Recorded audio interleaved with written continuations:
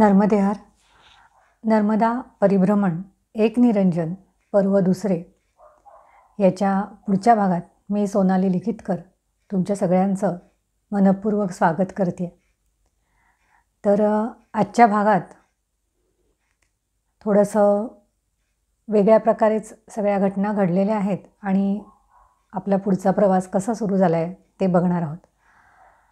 तर मी सियाराम बाबांच्या आश्रमातून निघून जे गोडसेंच्या आश्रमात थांबले होते आणि तिथून मला पुढं जायचं होतं. पण आता एक दिवस पूर्ण विश्रांती घेऊनसुद्धा पायाचं दुखणं काही कमी होत नव्हतं आणि प्रत्येक पावलागणिक कळ येणं हे चालू होतं. मग आता मी ठरवलं की थोडंसं आपण काही आता वाहनाचा आधार घ्यायला काही हरकत नाही आहे, कारण की जर जास्ती त्रास झाला तर आपली परिक्रमा पूर्ण करणं हे जे आपलं ध्येय आहे किंवा परिभ्रमण आपण ज्याला म्हणू शकतो, तर ते आपल्या मताला जे योग्य वाटेल तेवढ्या पद्धतीने तरी आपल्याला जेवढं जास्तीत जास्त त्याचं पूर्णत्वास नेता येईल तेवढं आपल्याला करायचं आहे. आणि त्यात जर हा पाय समजा खूपच जास्त दुखायला लागला तर आपल्याकडनं काही तेवढं चालवलं जाणार नाही आहे. तर त्यामुळे आपण आज काहीतरी एखादं साधनाचा विचार करूया. साधन म्हणजे वाहन, तिकडच्या भाषेमध्ये ते लोक साधन करणं असं म्हणतात. त्यामुळे माझ्या तोंडामध्ये असं येऊ शकतं पटकन की साधन मी केलं म्हणजे वाहन एखादं केलं. तर मला आदल्या दिवशी जे माझ्याबरोबर असणारे विठ्ठलदादा आणि त्यांच्याबरोबरचे सहकारी असे दोघंजणं पुढे गेले होते. तर त्यांनी मला सांगितलं की एका ठिकाणाहून आम्हाला बस मिळाली आणि आम्ही तिथून बडवानीला गेलो. मग मी म्हटलं आपल्यालाही तिथून बस घ्यायला हरकत नाही. म्हणजे आश्रमापासून थोडंसं अंतर पुढं गेलं एक 3-4 किलोमीटर की एक गाव येतं, काहीतरी पिप्पलगोणे का काहीतरी नाव होतं त्या गावाचं. तर तिथून बस मिळतात. पण मला डायरेक्ट बडवानीला जायचं नव्हतं. पण मला वाटेतली माकडखेडा किंवा शालिवाहन ही जी गावं आहेत ही बघायची होती. माकडखेडाचं तर थोडं अवघड असं झालं होतं की म्हणजे जो रोडवरचा आश्रम आहे तिथून आतल्या भागामध्ये ते तीर्थ आहे आणि मरकटी तीर्थ म्हणतात आता त्याला. तर ते बघायचं होतं. पण ते जाणं पायाच्या याच्यामुळे कदाचित शक्य होणार नाही, कारण ते पण पुन्हा सगळा असा दगडगोट्याचा रस्ता वगैरे होता. तर त्यामुळे मी थोडंसं मनाला मुरड घालून आपल्याला शालिवाहनला जायचं असं एक विचार मनामध्ये धरला होता. आता शेवटी मैयाच्या मनावरच सोडलं होतं की काय आहे ते. पण म्हटलं आता सकाळी आपण जावं. तर सकाळी एक आवरून वगैरे घेतलं आणि तिथले म्हणले आश्रमातले लोक की तुम्ही खूप घाई करू नका, कारण त्या दिवशी सकाळी खूप धुकं पसरलेलं होतं. तर ते थोडं उशिरा निघा, त्यापेक्षा तुम्ही नाश्ता करूनच निघा, कारण नंतर पुन्हा तुमचं काय जेवणाचं मिळेल नाही मिळेल काही सांगता येत नाही. नाश्ता करत होते त्याच दरम्यानमध्ये जे मी ज्यांच्याकडे जेवायला गेले होते, तो अक्षय नावाचा जो मुलगा होता, तर त्याचे वडील ते शेतावर काही काम करण्यासाठी तिथे आले होते आणि ते रोजच लोक साधारणपणे एकदा तरी त्या आश्रमात चक्कर मारायचे की कोणाला काही हवं आहे का नाही वगैरे, अशी सेवाभावी वृत्ती होती त्यांची. तर त्यांनी मला विचारलं की तुमचा आज पुढचा काय विचार आहे. तर मी सांगितलं त्यांना की मी असं थोडं चालत जाणार आणि मग तिकडनं थोडी बस करून मी शालिवाहनच्या दिशेने जायचा विचार आहे माझा, असं सांगितलं. मग ते म्हणे तुम्ही बसनं जाणार म्हणजे तुम्ही बसनंच करता का. म्हटलं नाही, मी आतापर्यंत पैदल केली होती, पण आता मात्र मी थोडा बसचा किंवा मिळेल त्या वाहनाचा आधार घेणं असं ठरवलं आहे, कारण की पायाचं दुखणं वाढलेलं आहे. मग असं म्हटल्यानंतर ते म्हणले की बरं ठीक आहे म्हणे. मग ते पुन्हा एक म्हणले किती वेळाने तुम्ही निघणार आहात. तर मग म्हटलं अजून आहे मला एक 15-20 मिनटं, मग मी आवरलं की लगेच निघेल. मग ते पुन्हा 10 मिनटं कुठंतरी जाऊन परत आले आणि मला म्हणले की तुम्हाला एक मी काम करतो, तुम्हाला ज्या ठिकाणी बसपाशी जायचं आहे मी तिथे तुम्हाला सोडतो. मग मी म्हटलं आता ठीक आहे, शेवटी हरकत नाही, कारण की पायाचं दुखणं तर आहेच आणि हे जर त्या बसपर्यंत सोडतो म्हणतात आहे तर मैयाची सेवा जी दिलेली आहे, मैयानी माझ्याकरता योजना केलेली आहे, तर कदाचित असेल अशी काहीतरी योजना तिची, म्हणून मी त्याला होकारार्थी मान हलवली. आता ते जे अक्षयचे वडील होते तर ते म्हटले ठीक आहे, तुम्ही तुमचं सामान वगैरे सगळं ठेवा आणि निवांत बसा गाडीवर. तर ते तिकडनं त्यांची स्कूटर वगैरे असं काहीतरी ते घेऊन आले होते आणि ते म्हणे की मी तुम्हाला सोडतो, नाहीतर मग माझा मुलगा तरी सोडेल, म्हणजे दोघांपैकी कोणीतरी सोडेल. तर आम्ही दोघेजणं शेतावर काही कामासाठी आलोत, पण तुम्हाला सोडू शकतो. मी एकदा त्यांना म्हणून पाहिलं की म्हणजे माझ्यामुळे तुम्हाला काही अडचण नको, तुम्ही मला फक्त बस स्टँडपर्यंत सोडा किंवा मी चालत जाईन, तसं काही नाही. 2-4 किलोमीटर अंतर आम्ही चालतो, तेवढी तर आम्हाला सवय आहे, जरी पाय दुखला तरी काही काळजी नाही तेवढी. पण ते म्हणले नाही आम्ही तुम्हाला सोडूच. आणि मग त्यांनी मला गाडीवर बसवलं आणि 1-2 किलोमीटर अंतर झालं आणि त्याच्यानंतर ते म्हणले की त्यापेक्षा मी असं करतो की तुम्हाला मी शालिवाहनलाच सोडतो. मग शालिवाहन हे अंतर तिथून बऱ्यापैकी लांब होतं, म्हणजे 1 तासभर तरी जवळजवळ लागला असता प्रवासाला वेळ. त्यामुळे मी म्हटलं की दुसऱ्या व्यक्तीला आपल्यासाठी कशासाठी एवढा त्रास द्या. तर मी म्हटलं नको नको, तुम्ही मला वाटेत सोडा किंवा बसपाशी सोडा.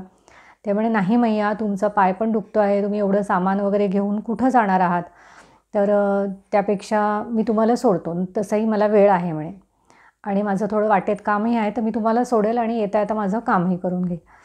आता असं म्हटल्यानंतर मग मी शांत बसले आणि त्यांनी मला अतिशय आनंदाने तिकडे त्या आश्रमापर्यंत सोडलं. वाटेत जाताना ते बऱ्याच गप्पा पण मारत होते. त्यांच्या घरच्या काही गोष्टी किंवा बाकीच्या अशा गोष्टी ते त्यांचं बोलणं चालू होतं, आणि त्यामुळे गाडीवरचा वेळ पण आनंदात गेला आणि त्यांनी मला शालिवाहनच्या आश्रमापाशी सोडलं.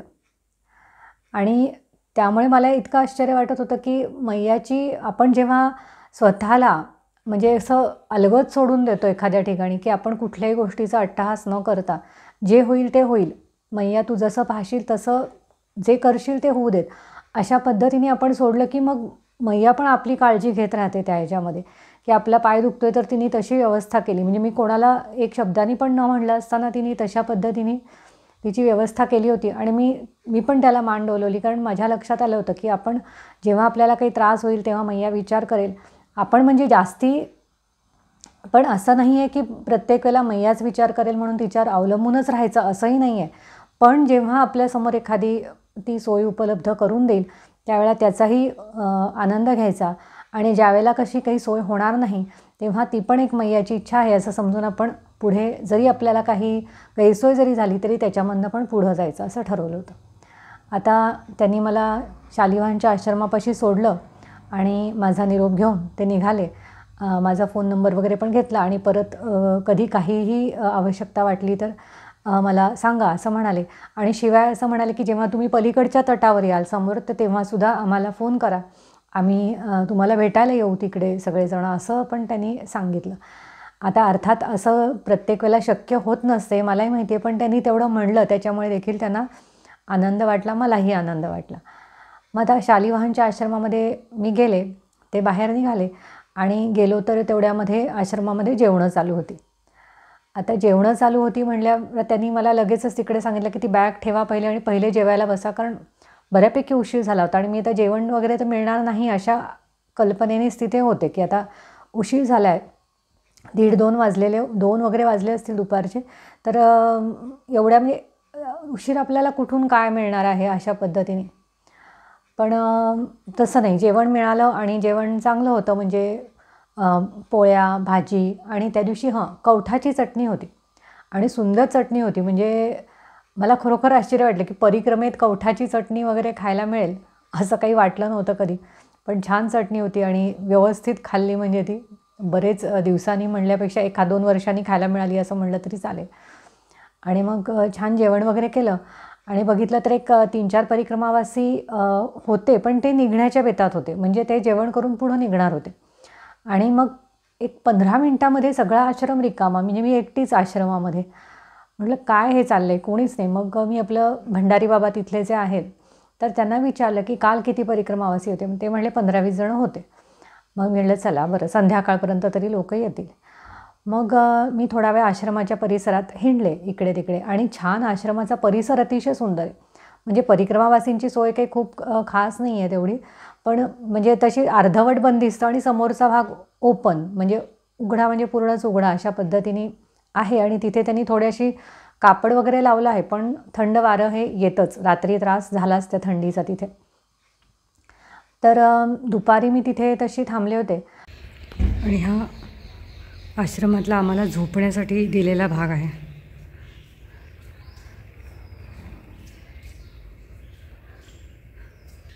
झोपण्याचे मॅट्स आहेत. ही साधारण म्हणजे 2 बाजू बंदिस्त आहेत, तिसरी बंदिस्त आहे, पण ही चौथी बाजू मात्र उघडी आहे आणि समोरच मैया आहे आता. आणि ह्याच्यावर यांनी इथल्या भागाला थोडंसं काहीतरी लावलं आहे, वरच्या भागाला, आणि इथे थोडंसं उघडंच वाटतं. ते काय गारठा येतो आहे नाही येतो आहे काय माहिती, संध्याकाळी काही कल्पना नाही. बघू आता काय जे होईल ते होईल रात्री. आणि मागे तिकडे टॉयलेट बाथरूमची बऱ्यापैकी ठीकठाक व्यवस्था आहे.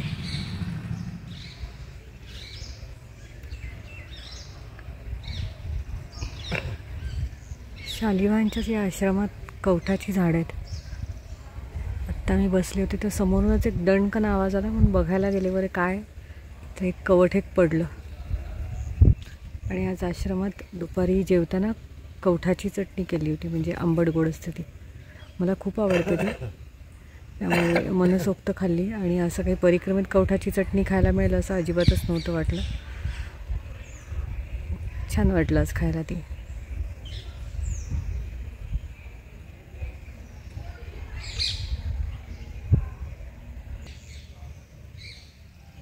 आणि हे ते आहे कवठ खाली पडलेलं.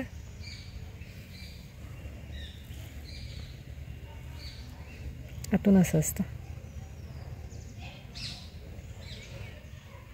ते. तर पिकले, बहुतेक तरी पिकलं, पण पांढरं का दिसते काय माहिती, पण असेल पिकलं असावं, त्याशिवाय खाली कसं काय पडलं.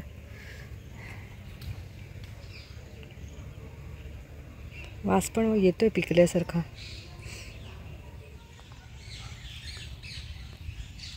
हा आहे शालिवाहन आश्रम. इथे शंकराचं मंदिर आहे आणि शककर्ता शालिवाहन राजा जो होता तर तो इथेच त्याचं राज्य करतो. आणि इथूनच आपलं शालिवाहन शक सुरू झालं असं म्हणतात. तर हा आश्रम खूप शांत आणि रमणीय स्थान आहे. म्हणजे बाहेरच्या गोष्टींचे कुठले फारसे आवाज नाहीत, पण इथल्या पक्ष्यांचे आवाज, काही कुत्री मांजरं प्राणी असतील त्यांचे शांतपणे त्यांचे स्वर चालू आहेत.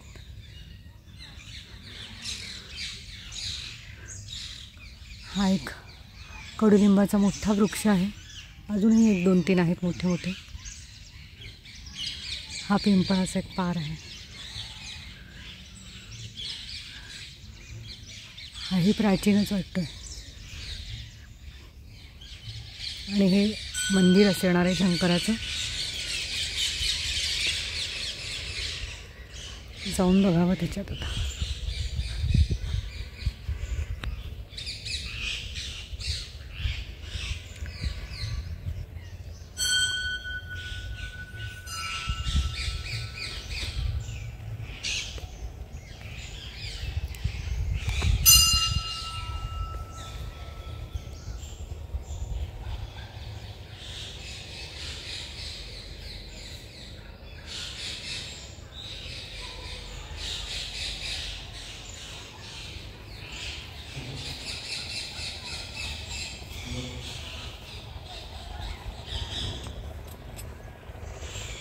समोर दिसतोय तो महेश्वर गावाचा घाट आहे. महेश्वरचा किल्ला आहे समोर.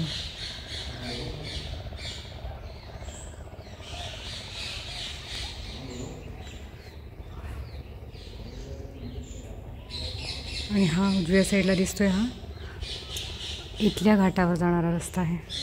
संध्याकाळी त्या घाटावर जाऊ. आत्ता जस्ट दुपारचं जेवण झालं, आता थोडी विश्रांती घ्या. रात्रीचा मुक्काम इथेच आहे. याच आश्रमात एक हे शिवमंदिर पण आहे. तर बऱ्याच शंकरांच्या पिंडी आहेत. ही मुख्य पिंडी आहे आणि या बाकी बऱ्याच आहेत. आणि इथून पुन्हा होणारं मैयाचं सुंदर दर्शन. आणि वाटेत ही शेतं आहेत आणि जास्तच सुंदर बनवतं ते मैयाला. अजून कडेला हिरवा शालू, पलीकडे मैया.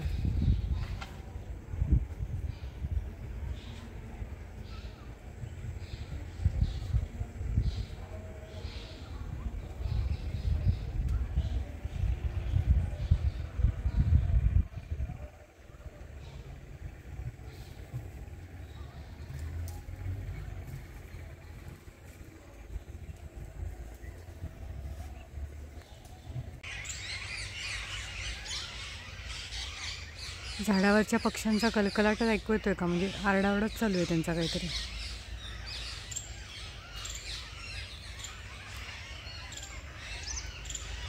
पोपट आहेत जास्ती करून असं वाटतंय.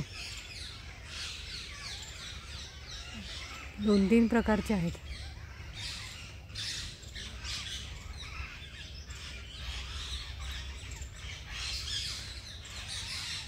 इथे दिसतात ते. आता काहीतरी दिसायला लागले एकदम पक्षी.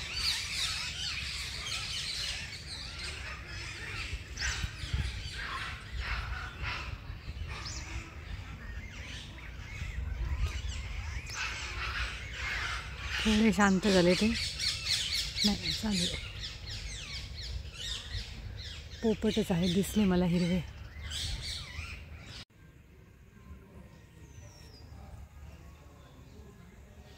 आणि ह्या आश्रमात बघितलं का, म्हणजे आपल्या इथे कबुतरं वगैरे येतात तसे इथे पोपट आलेले आहेत. दिसते का व्हिडिओत? आता मी जवळ गेल्यावर उडायचे. हां, खार पण आहे. थोडंसं जवळ जाते.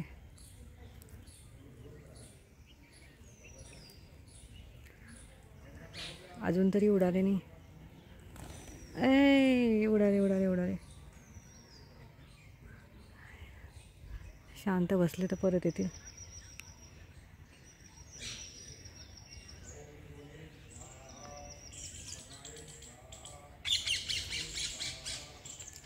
बऱ्याच खारी पण आहेत. बघीन पुन्हा थोडा वाट बघते. इथे शांत गुपचूप उभी राहते.